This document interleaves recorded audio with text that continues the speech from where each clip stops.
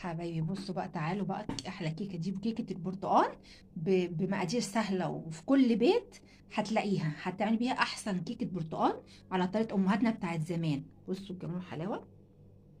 الفيديو والطريقه في القناه. اتمنى الاشتراك واللايك في القناه. وجنبها بقى هنا بقى شويه بقى ايه بقى بالليل كده اهوت. في الشتاء بقى هتلاقوا بقى ايه احلى كوبايه شاي بلبن كده مع كيكه البرتقال الجميله التحفه. بصوا الجمال. بصوا طالعه ريحتها واو تحفه، مش عايزه اقول لكم ازاي.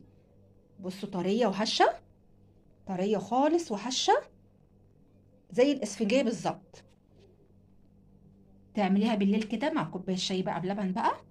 طريقه سهله وفي كل بيت موجوده المقادير.